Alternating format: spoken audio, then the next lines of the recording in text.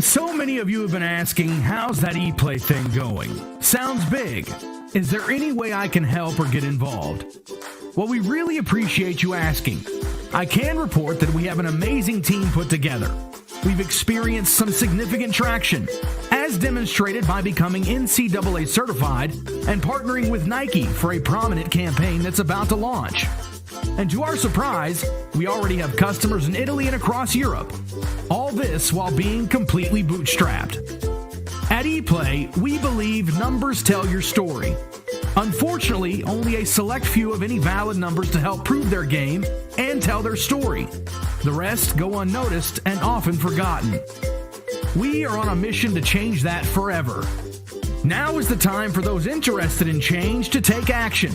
Announcing 2 ways you can participate. The first is a crowdfund campaign for supporters that believe in what we're doing and want to see us succeed.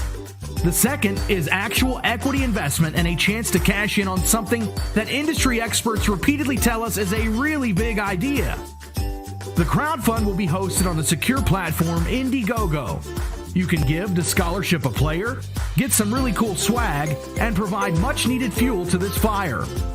Your involvement today is critical to qualify our cause for promoting to their entire global network. To start this fast break, 2 former NBA players, Samaki Walker and Eric Strickland, have personally stepped up to help scholarship and train hundreds of players from around the world. Now it's your turn to get into the game. A few minutes and a few dollars can make a huge impact. So please consider your involvement. Go to eplaybasketball.com/change right now to learn more about how you can make a difference. And thank you. Welcome back to our 4th session of Oops at Home.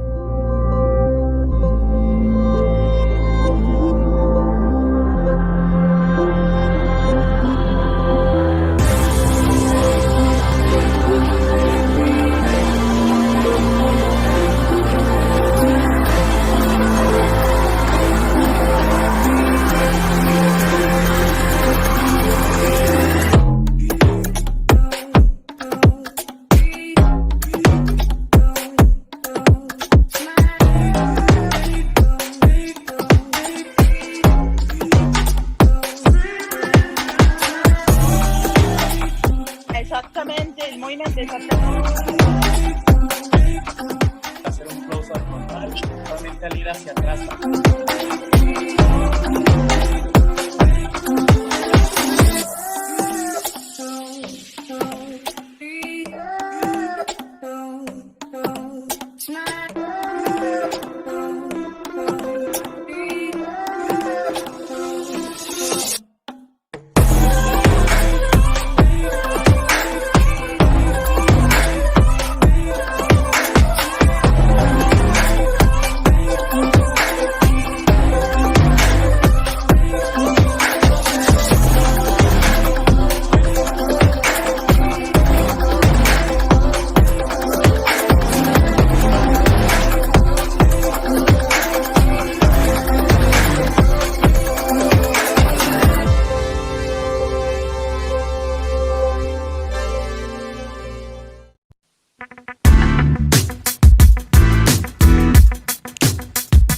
So, Daniel, I typically encourage everybody who comes on, if you feel it, you can bob your head a little bit.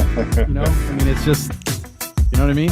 It's good. Monday. Sounds good. It's Monday, so, you know, there's not the, I don't know, Mondays. Do they still have the same sort of meaning or impact as they used to, since we're all still kind of quarantined and dealing with COVID? Not with COVID, man. Yeah, everything sort of runs together. But welcome to another edition. It is episode 17 of the Numbers Tell Your Story podcast here with EPLAY. I am Jamie Horton. Follow me on Twitter and Instagram at EPLAYJamie. Episode 17 featuring Daniel Santiago, and he joins us here today. We were going to get together Friday. Some things happened, and we couldn't do it, but now we got on Monday. So I'm going to have 2 shows this week, guys. So it's kind of like I think it worked out maybe better. You know, we got more content this week. Daniel Santiago is with us. He joins us from well, this is going to be a fun basketball story to talk about, right? He's a coach right now at IMG Academy. Those of you who are familiar with IMG Academy know that's a powerhouse institution for athletics. So we're going to talk about that, but we also want to talk about his basketball story, right? That's one of the things that we like to do here on the Numbers Tell Your Story podcast is learn about our guests and hear about their basketball story. And Daniel Santiago certainly has quite an extensive basketball story from playing overseas, being a part of a basketball team in 2004 that handed the United States its first ever loss in the Olympics with the Puerto Rican national team. So there's a lot to get to. But Daniel, thank you so much for joining us here on the Numbers Tell Your Story podcast, man. Yeah, no problem, Jamie. It's a blessing to be on, and I've already seen a couple of guys that you guys have interviewed, and it's kind of cool to hear some of their stories, and kind of it fills in the blanks for me too, because you always kind of wondered why those guys went that route or what happened, and it's always interesting to hear things like that. So I'm just glad to be a part of it, and hopefully I can fill people in on my story as well. Well, thank you so much. We're going to jump right into it. I want to hear about your basketball story. Obviously, you went undrafted, and I believe it was 96, right? 98. 98. 98 draft, and then took a couple of years, played overseas, played internationally before getting a chance to go to the NBA. So we'll start there. You go undrafted in 1998, New Mexico Military Institute, University of New Mexico, and then obviously St. Vincent NAIA. So we'll start there. After going undrafted in 1998, Daniel Santiago, let's hear about your basketball story, my friend. Well, I was looking forward to the draft because that was kind of like a cool time for me, because usually it's around like June, the end of June. So June 24th is my birthday. So I was really, excited during that time, and was looking at possibly going to San Antonio or New York Knicks. Those were the teams that were interested, and it just didn't work out that way. So my next option was to go play overseas, and I had already had some international experience playing in Puerto Rico. I started playing in the Puerto Rican League probably around 96, and was able to go with the Olympic team in Atlanta in 96. So, it was like my sophomore year of college, and I'm playing on one of the biggest stages in sports. So played against, guys like Vlade Divac, and, saw some really the big name international players. And also they had the USA team there. And it was just amazing to see the size of those guys out there moving around and doing the things that they were able to do. So that was definitely a blessing. And it kind of kept my name in the hat, so to speak. And so I had World Championships in '98, and that year, Italy, one of the Italian teams saw me, called Varese Roosters, and they had they used to be kind of like the Celtics back in the day. They had some really good teams, real good powerhouse teams, some excellent players that came through there. And they had won 9 Italian championships, and so they were on the cusp of, possibly winning another championship. So I got the call. I was playing in a tournament in Venezuela. They called me up in the middle of the tournament, basically, and once I finished the tournament, I went straight from Venezuela to Milan, and straight to the mountains in Italy and Froli. And met the team there right into 2-a-days, jet lagged. I had just came back from Europe because we played in the World Championships in Greece, and I was, playing in Venezuela. And then I had to go back and try to start my, officially start my pro career in Italy. And just a different way of playing the game, very physical game. Nobody really knew me.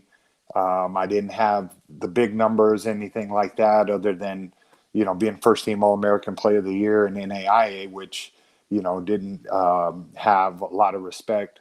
But I went to NAIA because I didn't want to sit out another year, and I just wanted to get into playing pro basketball as soon as possible. And so that's what I did. And the team, the GM and the owner, they really liked me in the practices. And the coach, he didn't. He wanted a veteran player, to use that American spot, and he really did not want me to be there at all. And I always remember one of our first scrimmage game there in Italy was against it was Panathinaikos, and Dino Raja was on that team. So I was like, okay, this is the guy I got to guard. Dino Raja, he probably averages like 15 points just off of free throws.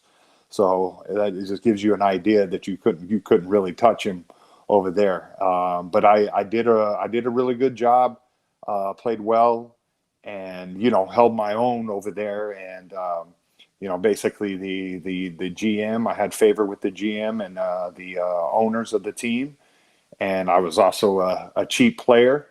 So they went with me, and that first year was a tough year. It was a tough year. A lot of resistance. I was learning Spanish, learning Italian at the same time, just trying to do my best to be able to communicate with the people better, which I think they respected me for later on. And I ended up having a really good first year. Played also in the Euro League, which is a big deal over there, and held my own over there. We ended up winning the Italian Championship my first year playing there in Varese, Italy. So, and that was such a big deal because it was the 10th championship, and we got to wear the star on the uniform.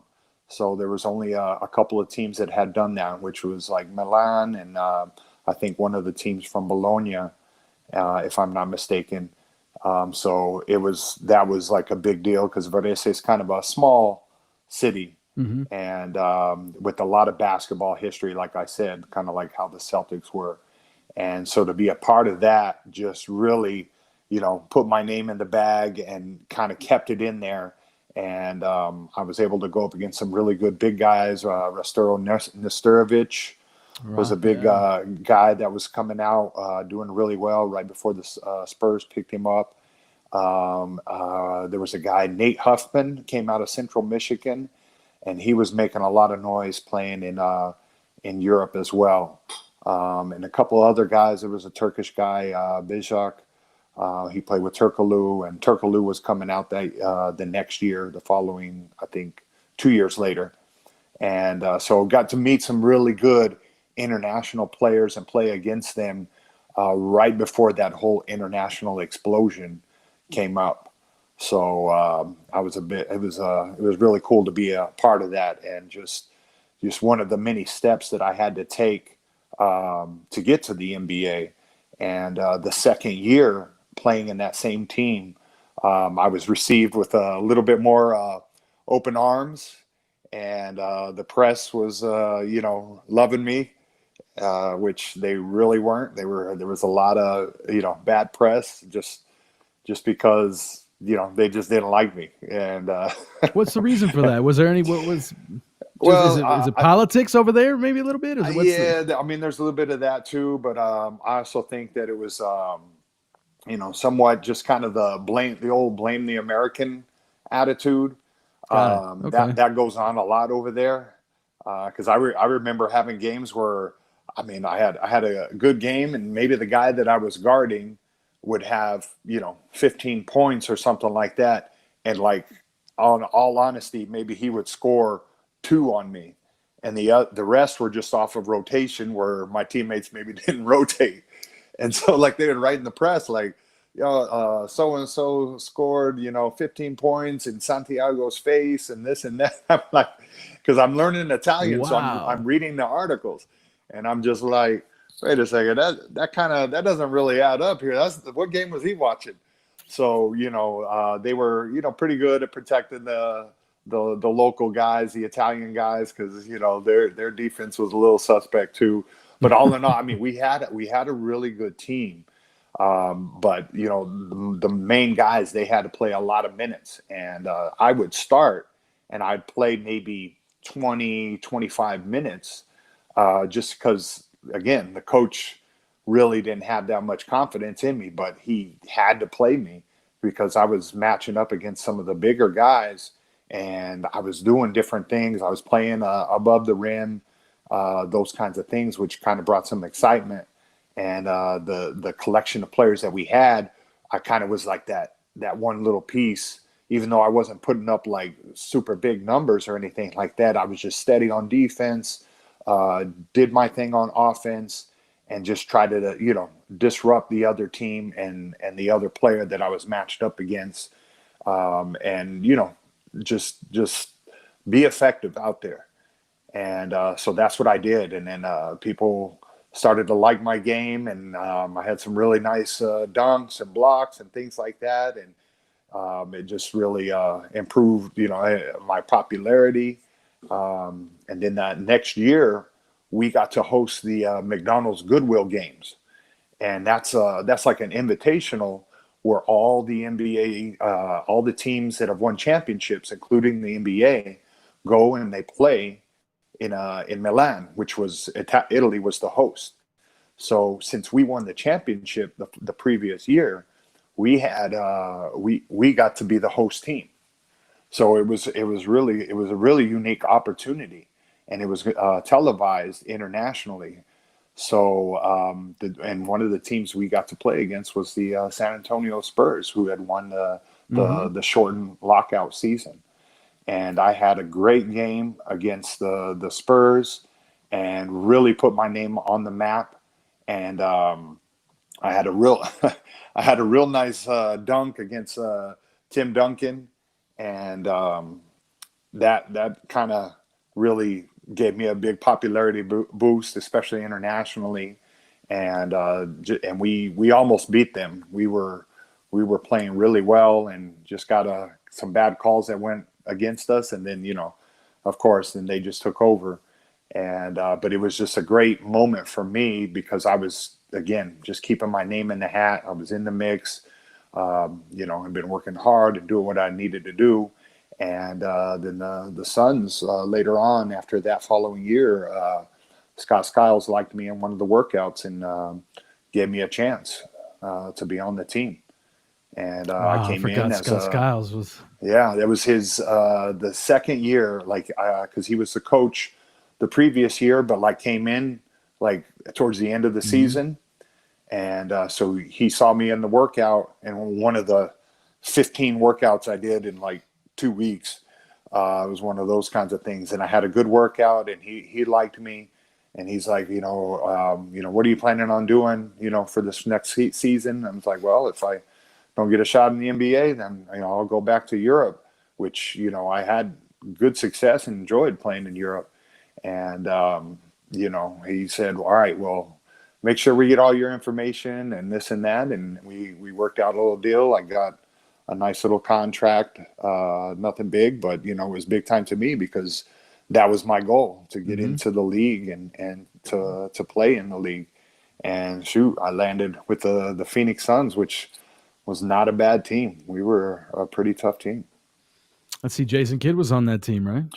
Yes, sir. Yes, sir. A lot of big names. Jason Kidd, Tom Gugliotta, Sean Gugliotta. Marion. That's right, Sean Marion. Sean Marion was Sean on Marion's that young team. days too. That was his early days. Yeah. Yeah, the Matrix days right there. Yeah, and see, I'm a Dallas-Fort Worth kid, so I grew up a Dallas Mavericks fan. So Sean Marion ultimately became one of my favorite players. There was some mid 2000s where it was the Mavs and the Suns going against each other with Amari and Sean Marion and those teams. And I didn't like him as much then, but then when he became a Maverick, I could appreciate his game that much more. And certainly he was a part of the only championship that the Mavericks have ever won.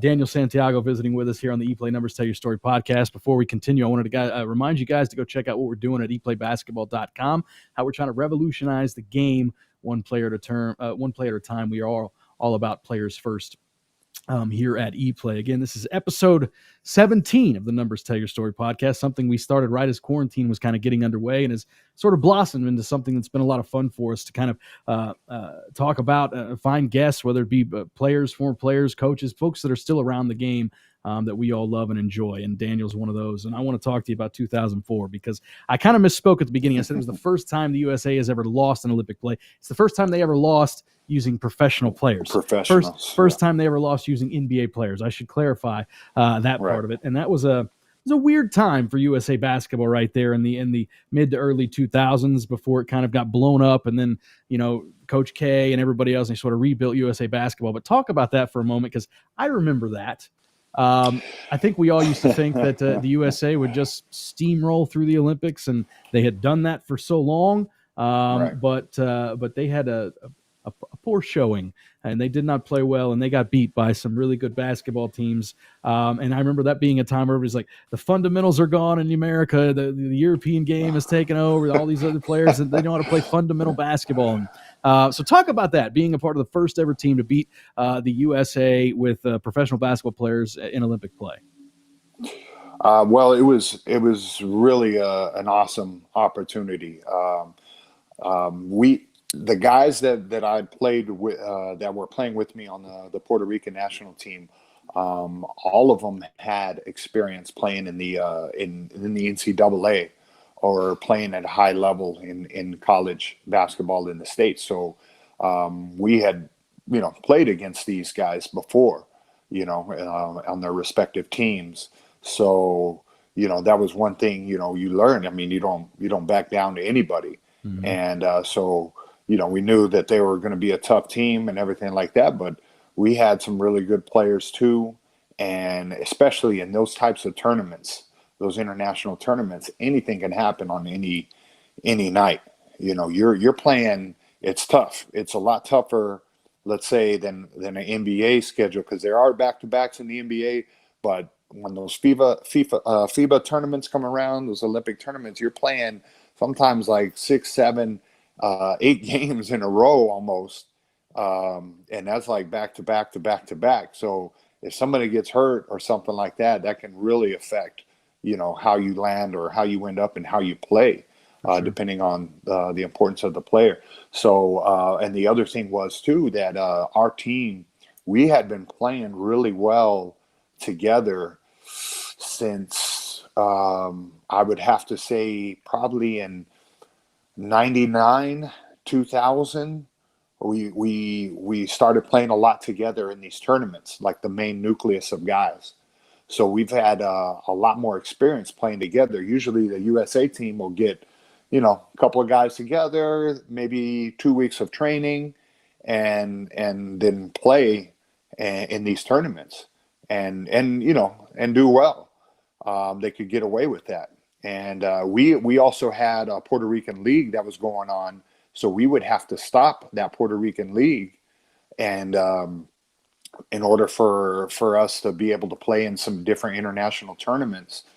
And so like our guys were usually in pretty good shape because they were playing in the league, feeling good, and basketball is big on the island, so it's just basketball all day.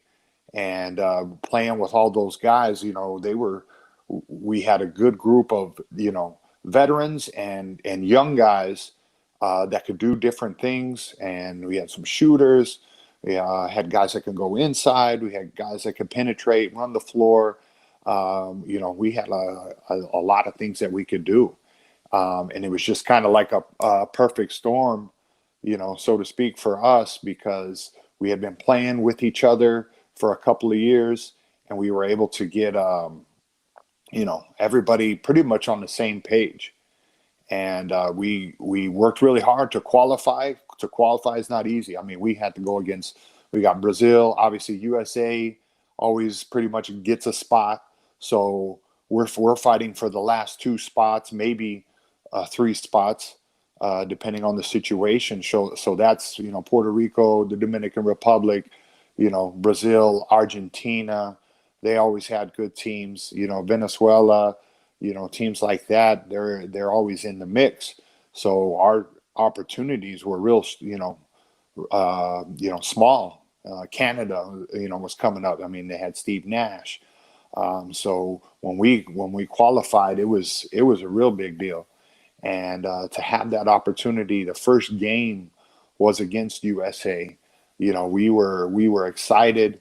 We had been working real hard, and it was just like I said, it was a perfect night for us. Shots were going in, guys were looking for each other. Defensively, we did a great job of just stifling them. We knew that the USA was going to have trouble shooting the outside shot, so we really packed it in on Duncan. Our coach Julio Toro, he had the genius idea of doing a little bit of a triangle and two on the USA team on Duncan, and we did a lot of different things against them that really spoiled their first game in the Olympics there. Yeah, and it was, and just so people are reminded, that was not you're talking about, there was a young guy. I mean, that was LeBron was on that team, but it was, I think that was first year in the league, really. I mean, he was a little bit of a rookie. Carmelo Anthony, they came in the same draft, but you had guys like Allen Iverson on that team. You had Tim Duncan on that team. We mentioned Sean Marion was on that team. Stephon Marbury, a name people forget to mention or talk about from time to time, was on that team. So there was some big names and some big time players on that USA team. And again, it's a couple years previously when the USA, I think they just got shelled. I think they finished 5th or 6th in some international competition. I can't remember, was the World Cup maybe? That was something? It was in Indianapolis in 2002. Yeah, and Yugoslavia beat them, and we had beat Yugoslavia. And actually, that was probably one of my best games playing for the Puerto Rican national team, because I had 30 and 10 against Divac, and that was really big because we have a small island, but a proud tradition of basketball. Mm-hmm. So beating bigger countries like that was that was a big deal. And Argentina had beaten them as well, so they were the first ones to beat the pros in the World Championships. Manu was on that team. Yep, and Ginobili, Scola, those guys were on that team. And like I said, Argentina was always tough, so it always made things difficult for us between the U.S., Argentina, Brazil, Canada.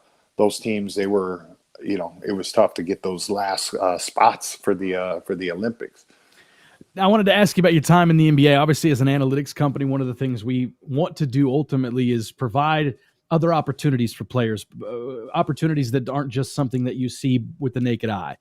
Numbers telling your story, the ability to use your numbers as a way to say, hey, it's more than just what you see on the floor. Here's what I actually do. Here's what I can bring to a team, et cetera, et cetera. So you get an opportunity to play in the NBA, I believe, with the Suns and then also with the Bucks. So what, like 3 years combined roughly? But you can go back. Yeah, it was 4, but I had injuries at the end of both years for the Suns and for the Bucks. So they counted 3, but I was really there for 4. So but 100, let's say 120 something games in the NBA, right? Total. Yeah, not bad. Do you believe, like I go look it off, I can look at your stats and everything else, and the one thing that stands out to me is I think maybe the minutes, right? Like, do you feel like you got an actual opportunity when you got there? I mean, obviously you wanted to get the opportunity and the chance to play and say you were in the league. Do you feel like you got a legitimate opportunity to showcase what you can do and stay in the league? Did you feel like you got a chance to earn your spot in the league and stay there? Yeah, that's always, something that kind of goes through your mind. And, I look back at some of the games that I've played. My father recorded a bunch of games, so he sent them to me on VHS. Of course. So when you look back after you had your career and things like that, and I know one thing, when I went to the NBA, I was really expecting to get like mentored, and it's kind of like what Samaki Walker had mentioned in your episode 15. It was every man for himself basically, and it's business, and you wanted to give them no excuse to get rid of you, basically. I came in, I was there early in the morning, one of the last ones to leave. So, if they were gonna get rid of me, then it was gonna be off of some other stuff. If it was talent, then so be it. because I mean, I'm a realistic person too.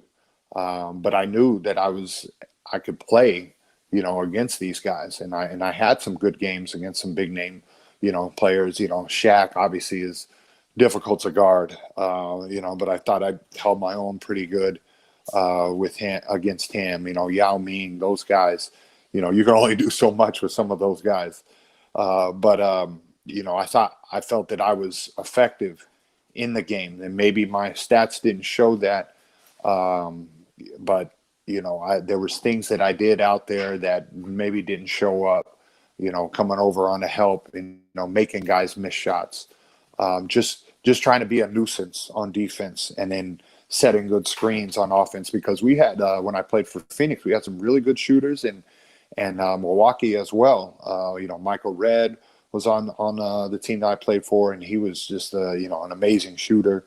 So that was the role that I had and did to the best of my ability. I had also the pecking order too. A lot of veteran players with bigger contracts. That could have been a factor. So I felt like I had some opportunities, and I thought I did well, but for whatever reason, it wasn't enough, and I went over to Europe, which I kind of enjoyed playing in Europe a little bit more, just because of the style of play. It was very team oriented. And certainly you had the NBA body, right? You're 7-footer, a big guy, can move around a little bit, great hands around the bucket, things like that. Like, I'm not trying to dig anything out of you, right? I don't want to dig anything where you have bitterness or anything, but I think ultimately what you were saying is that you felt like you could play in the league and stay there, but maybe there were things that just got overlooked, right? So I get that there's politics. I get that there's things involved, with other players, the pecking order. You mentioned Samaki, and one of the things that he had mentioned, especially being a young guy coming in and realizing, I have to kind of do this on my own. I have to find my own path here, because a lot of these other guys had to do it too, and they don't want to come and help the new guy. Right. Was there any? I wouldn't want to say bitterness, Daniel, but like disappointment in the way that maybe you felt like you got dismissed. I mean, I could say that I had opportunities in Phoenix, and I also had opportunities in Milwaukee. Again, Skiles' second and third year.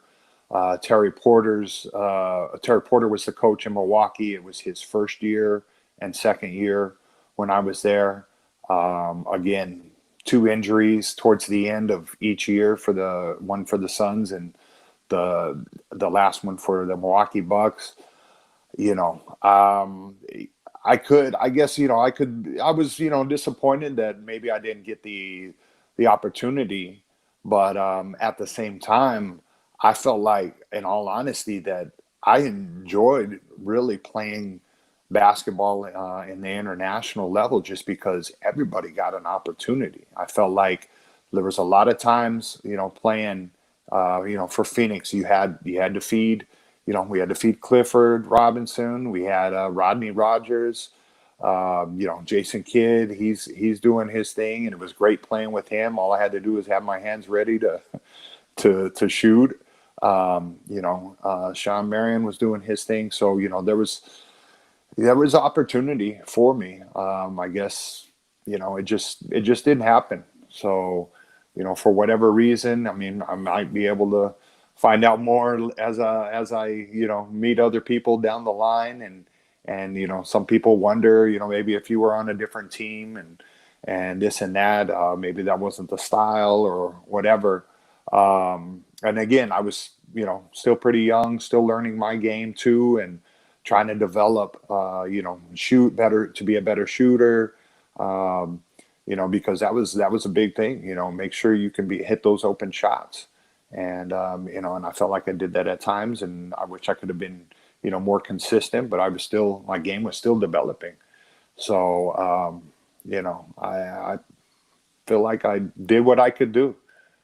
You mentioned that you loved playing internationally and playing overseas, and that you did get your chance in the NBA, but you almost enjoyed it more playing overseas. Let's talk about that for just a moment. Obviously, what's the difference there in terms of the development, right? Player development overseas as opposed to what you get here. Obviously, you were a 2-time Spanish League champion, but it looked like you put up consistently good numbers playing overseas over a long period of time for a long career over there. Was there a big difference in the way that you were given, I wouldn't say more opportunities, but more attention as a basketball player to develop?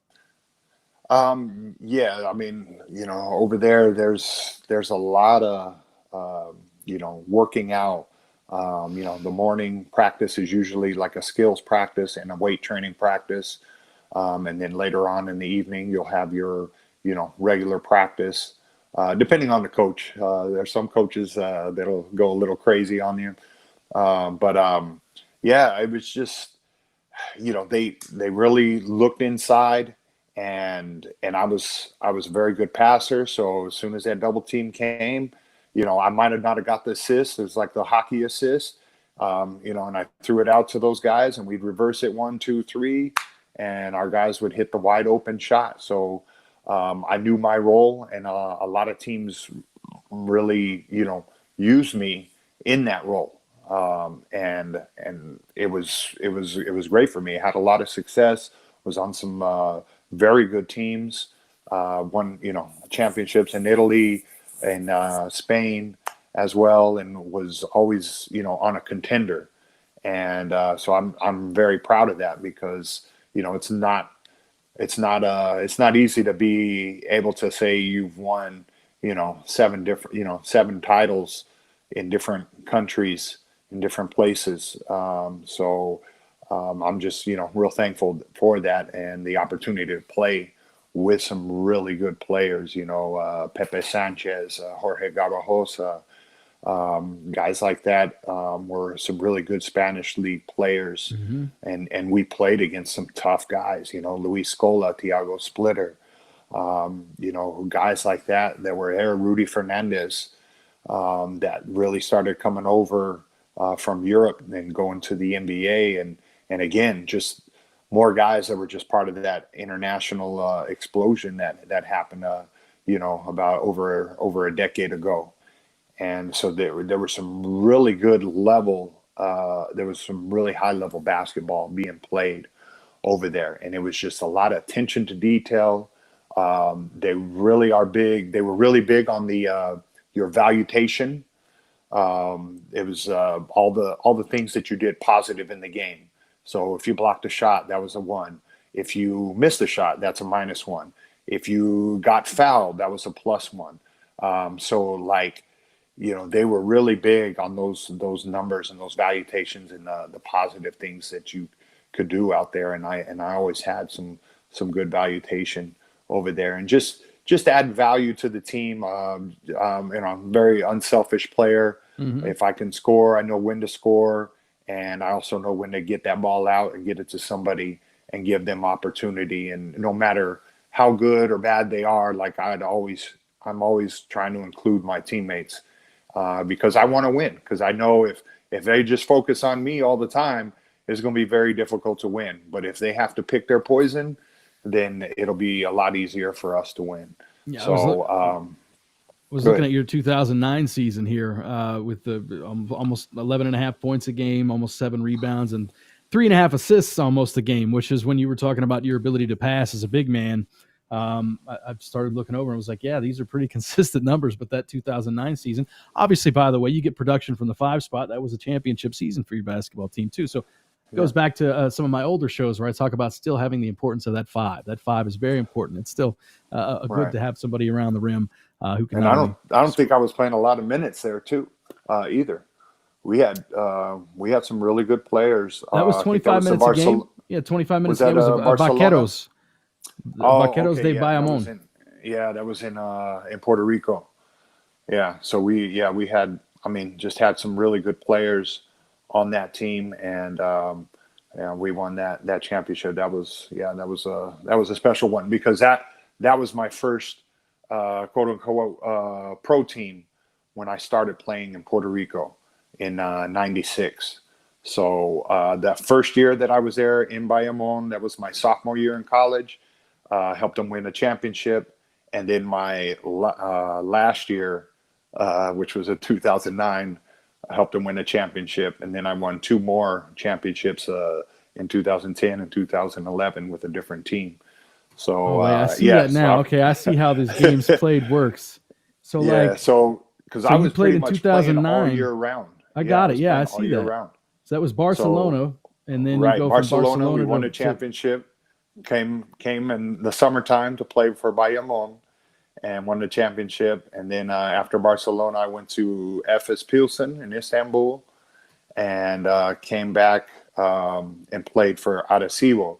So I was pretty much playing all year round with maybe a 2 or 3 week break in between to travel back to Puerto Rico or to the States where I was living in Florida. So that's a nice stat line. That's a good 2009 all the way around for you. Yeah. I want to talk to you. Obviously, one of the things that we mentioned here and that you're familiar with, and I know our friend and colleague Eric Strickland, who I believe you were teammates with in Milwaukee.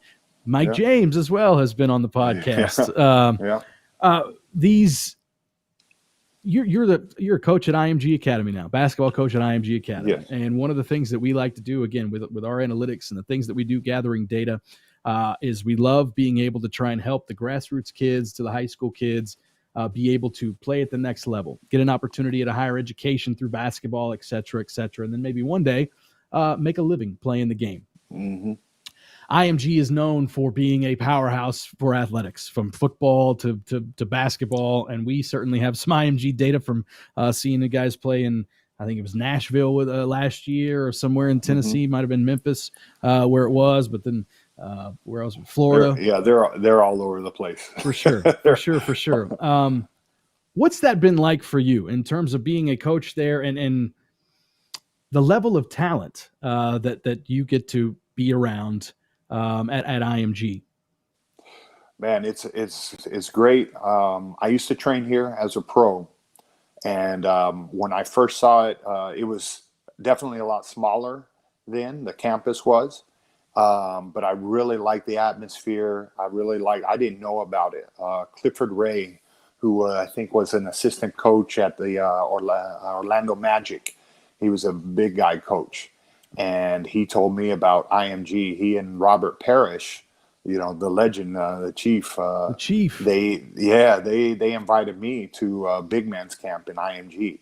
And so when I went there, it was just like, it was an amazing experience because it was like everybody was over 7 feet. And I was just like, man, I didn't know there was that many 7-footers walking around. And everybody was just working on their game, just trying to get better. And then you see like some of the students that are there, watching us and things like that. Because it's also like, tennis, they have football, baseball, golf. They got a bunch of other sports there as well. So I was just like, man, it would be great after my career's over with to be able to get a chance to work for IMG. And it worked out, thank God. Some great opportunities and doors opened up and the timing was right. And I was able to get in. So, yeah, I mean, we get to work with a lot of kids, international kids, and it's kind of cool because some of them had seen me play internationally in their own country, and they remember me. So that's always kind of cool. We get to work with some really, really talented kids.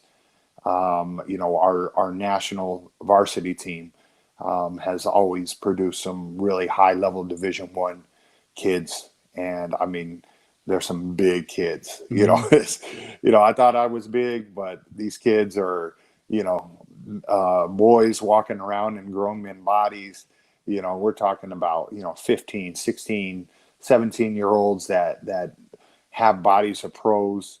They're working out with our strength and conditioning people, and they do a great job with them to get them, ready for that next level, whether it's, a post-grad year or going to Division I or whatever level the kid is going to. So, I mean, it's I know you got a post-grad program there as well, right? Yeah.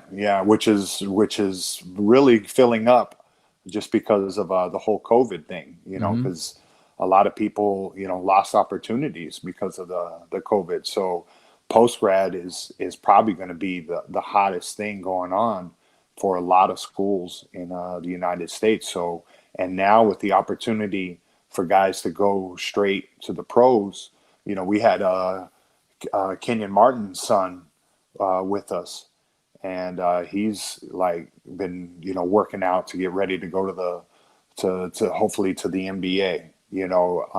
So we had Anthony Simons play over here post grad. We've had Isaac that plays for the Orlando Magic. He was there.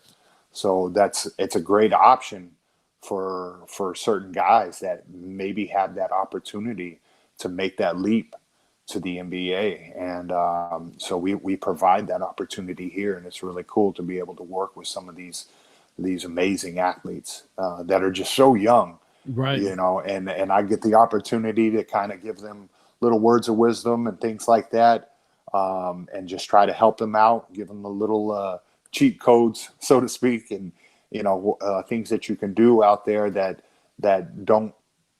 hasn't been really taught to them, because there's not too many people that are able to say that they've played at different levels. And I mean, I pretty much played at every level there is. I mean, from JUCO to Division I to Europe, Olympic, NBA. So, and I just tell them what I've learned and just try to be a mentor to them, because I had people come in my life that were just out of the goodness of their heart and just took me under their wing and really helped me out. So I'm trying to do that as well. And being at IMG, I get to help boys and the girls. We have some really good girls that come out there as well. And it's a great experience. It's an interesting experience because we have all different levels of kids, some really high level athletes, and then ones that are just learning the game.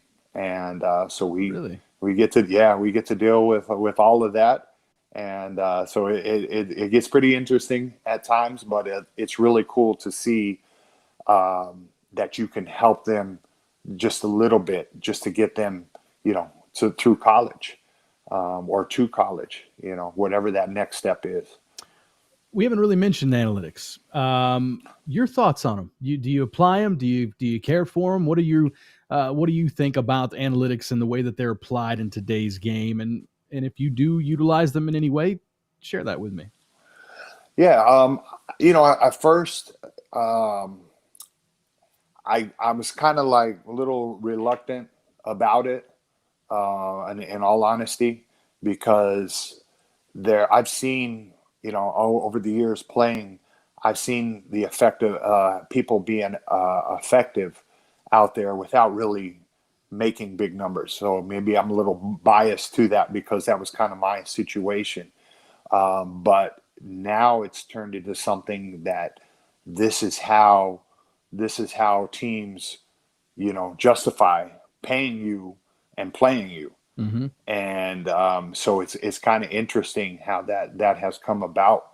Now, I think you had a couple episodes where, some scouts are, they'll say, you can't really measure heart. And that's another thing, the heart and the toughness, because people would look at me and, in all honesty, they would just, laugh at me. But then when we got out there and, I pinned their shot up against the glass, or got a dunk, or, got an and one, or, made them look bad, it was amazing how they would just, change their mind and decide not to play. So, those kinds of things are things you can't measure, in the intimidation factor. Maybe you don't block a shot, but you change the shot, or they don't shoot it altogether, so those little things like that, it's hard to measure those things. And some teams that do keep stats on that. I remember in Phoenix, Skiles was really big on that, the deflections, and, how many times we could get our hand on the ball and things like that.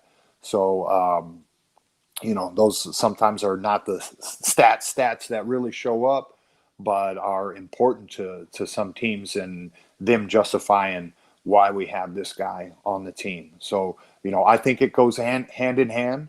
I think you need to look at each case, each player accordingly. And it's not an easy thing to do because you have different systems, different styles of play and things like that. But, to be able to use those numbers is important, because the one number that's the most important is the one that wins, and that's the W. Well, that and one, that's and not then a number, and then that's a hopefully, letter. and then hopefully one day the numbers in your bank account, which we hope to help Right. with in some of that, in some regard as well. Do you, in terms of the high school and the grassroots, we'll start with high school. Obviously, you're very familiar with the high school game right now because that's what you're around currently. This is, and you're at a place where there's a lot of elite athletes that come through there, and you get to see and coach against a lot of elite athletes as well. Right. The NBA is going back to the ability to get drafted out of high school, I believe, next draft. Not this one, the next one that's after the 2021, I guess.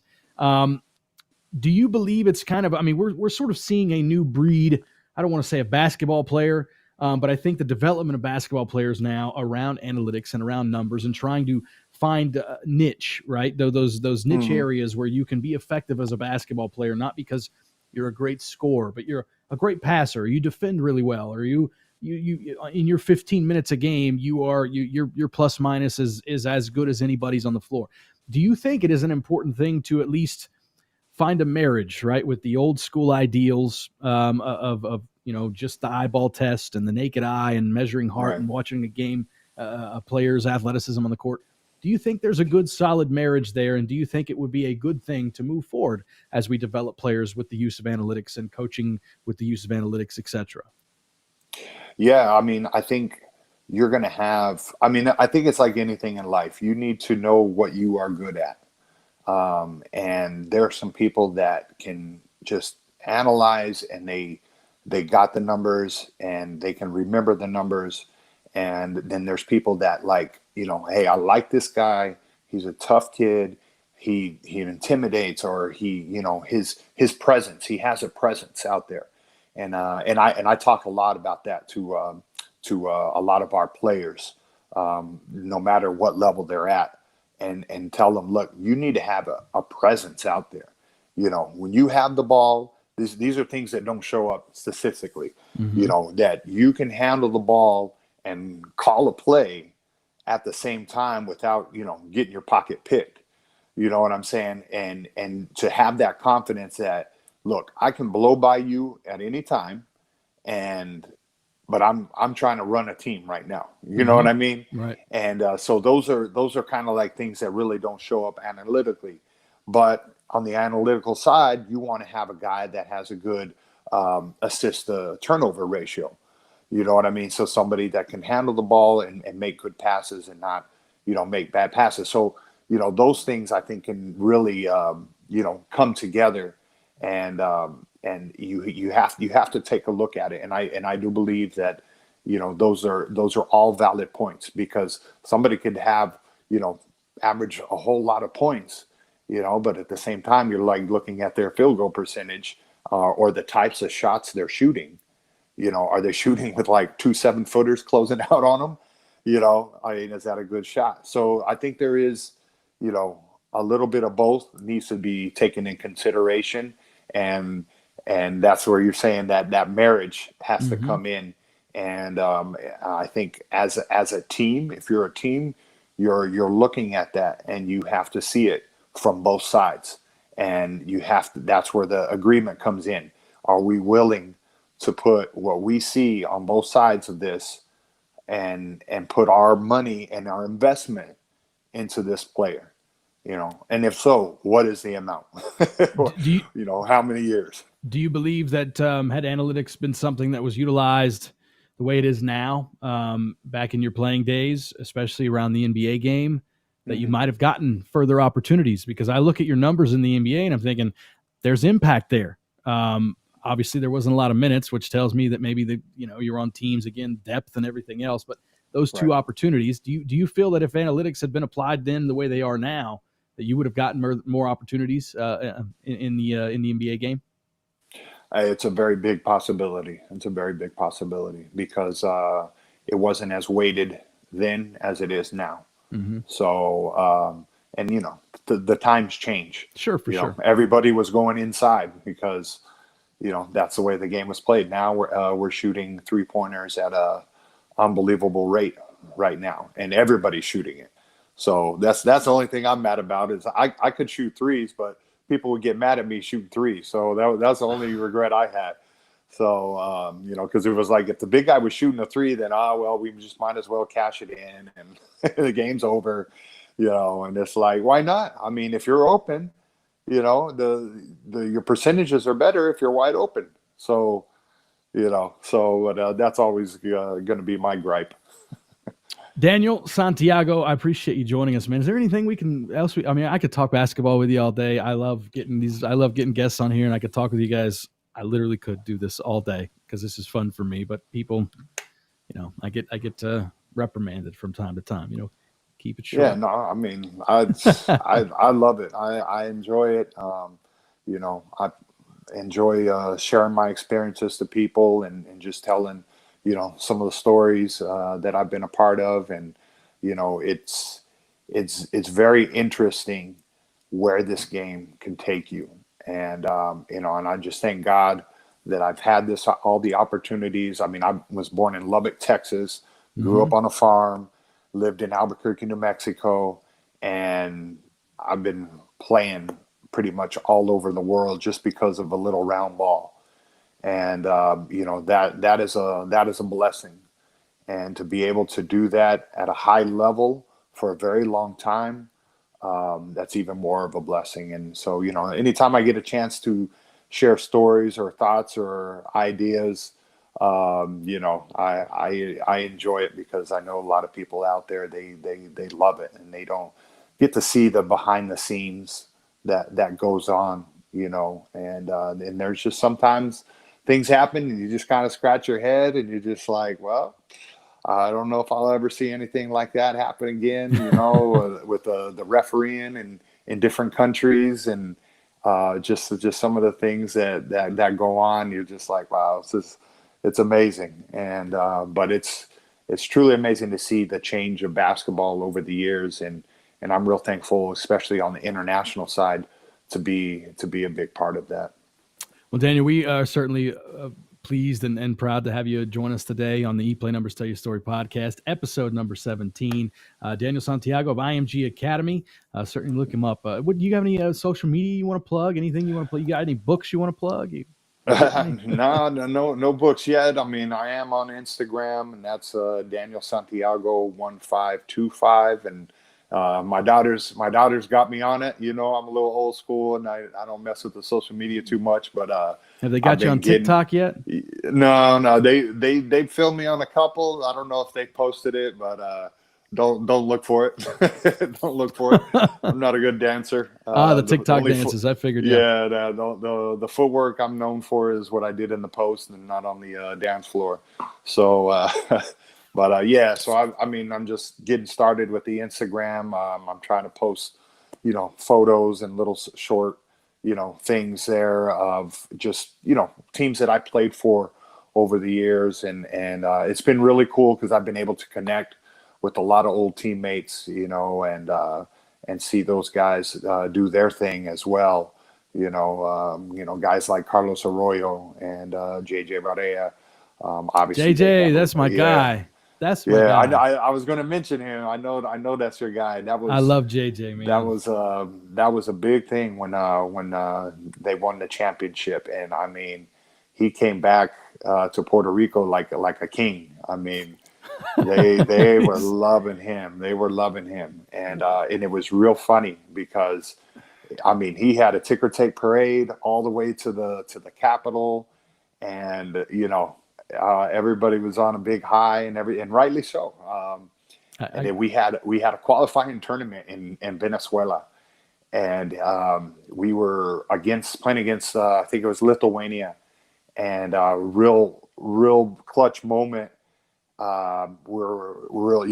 Lithuania has always had a good team, and he tries to throw a ball inside to me, and they intercepted the pass, and I just remember the social media was just killing him. And I was just like, look, man, I had to call him up and I'm just like, look, man, hey, it happens.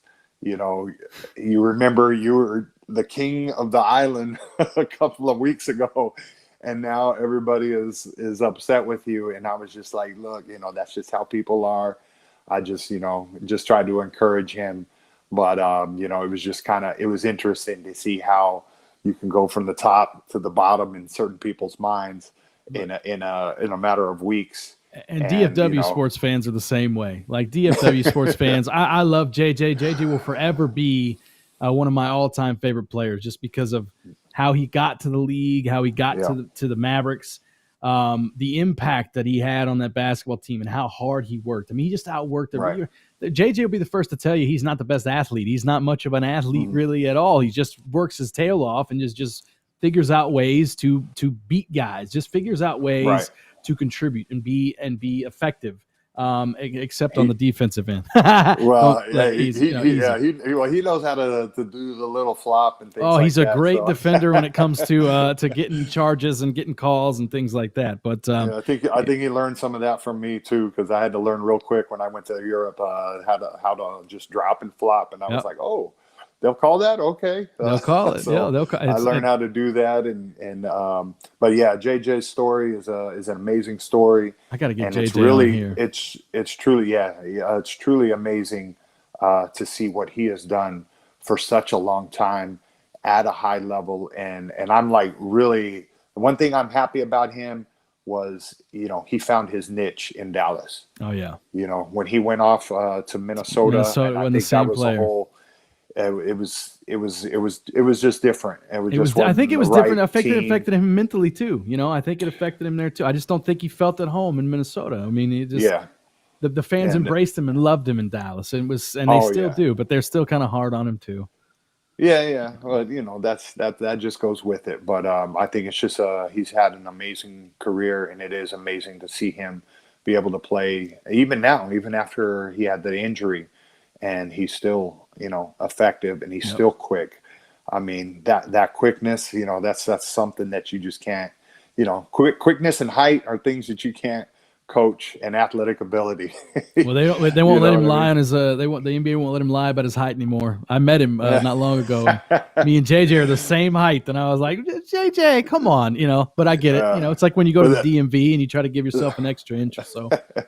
Yeah, but what he does with that height is truly amazing. It's incredible. Getting it over those bigger guys and those bigger, longer players. That's a testament to his hard work and his strength and his speed. So sure. So it's going to be interesting to see how well they do in this shortened season. I'm looking forward to it. I'm ready for it. I'm so ready to have basketball back and to see that team, because I think the Mavericks are a dark horse to make some noise with Luka and KP and that little young core they've got going on. I think it'll be a lot of fun. Daniel, what's your Instagram handle? It's Daniel Santiago 1525. Daniel Santiago 1525. There you go. Daniel Santiago 1525. You can follow him on Instagram. Follow me on Instagram and Twitter at EPLAY Jamie. I was going to give you my personal Twitter. I do not want to do that at all. At EPLAY Jamie on Instagram as well as Twitter. You can follow us on Twitter and Instagram at EPLAY Basketball, and certainly invite you guys to check out eplaybasketball.com. Also, right now, like and subscribe to our ePlay Recruiting Analytics YouTube channel, as we're going to provide you with more content. We're going to have some more this Friday. I believe potentially Jelani McCoy is going to be joining me this Friday. So we've got that in the works, but we got Jelani potentially joining us this Friday. So keep that in mind as well. Daniel, thanks so much for joining me, and we'll have you back on, man. Maybe I'll get you so we get some other folks and call JJ. See if we can get JJ on with us. Yeah, if he'll answer my call, I got to get on him about that. But yeah, man, anytime it'll be fun. Got to get on there with Strickland again. That's get my on guy, here with Strick, man. Yeah, for sure. We had a good time trying to keep each other sane in Milwaukee. But yeah, just anytime, man. Let me know. I'll be happy to do it. You got it. That'll do it for Daniel Santiago. I'm Jamie Horton here on another edition of the ePlay Numbers Tell Your Story podcast. Stick around until next time.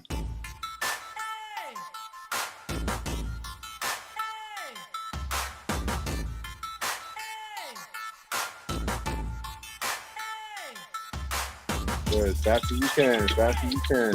Il più veloce possibile. Good job, Federico. Forward. Good. Fast as.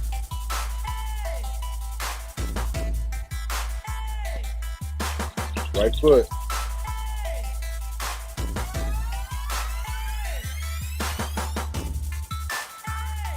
Okay, so we're working on exploding forward with our first step.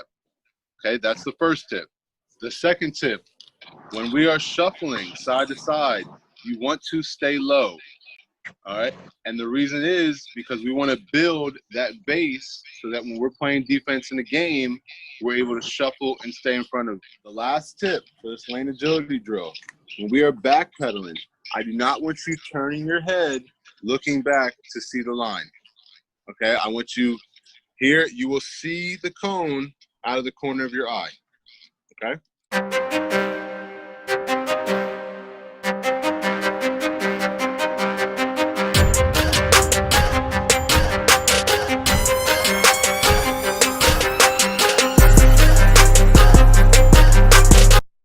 Can you dribble? Oh man, that's awesome. Oh wow. I like that. That is awesome.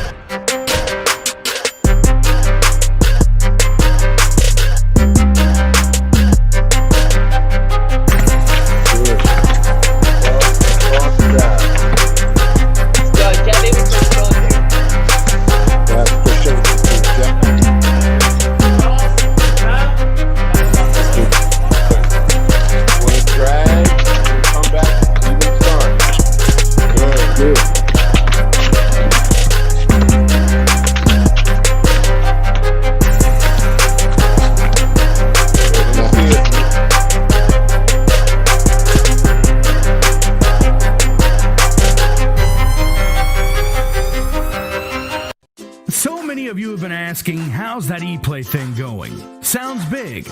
Is there any way I can help or get involved? Well, we really appreciate you asking. I can report that we have an amazing team put together.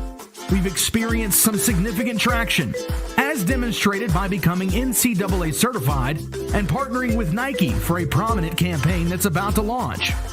And to our surprise, we already have customers in Italy and across Europe. All this while being completely bootstrapped. At EPLAY, we believe numbers tell your story. Unfortunately, only a select few have any valid numbers to help prove their game and tell their story. The rest go unnoticed and often forgotten. We are on a mission to change that forever. Now is the time for those interested in change to take action. Announcing 2 ways you can participate. The first is a crowdfund campaign for supporters that believe in what we're doing and want to see us succeed. The second is actual equity investment and a chance to cash in on something that industry experts repeatedly tell us is a really big idea. The crowdfund will be hosted on the secure platform Indiegogo. You can give to scholarship a player, get some really cool swag, and provide much needed fuel to this fire. Your involvement today is critical to qualify our cause for promoting to their entire global network. To start this fast break, 2 former NBA players, Samaki Walker and Eric Strickland, have personally stepped up to help scholarship and train hundreds of players from around the world. Now it's your turn to get into the game. A few minutes and a few dollars can make a huge impact. So please consider your involvement. Go to eplaybasketball.com/change right now to learn more about how you can make a difference. And thank you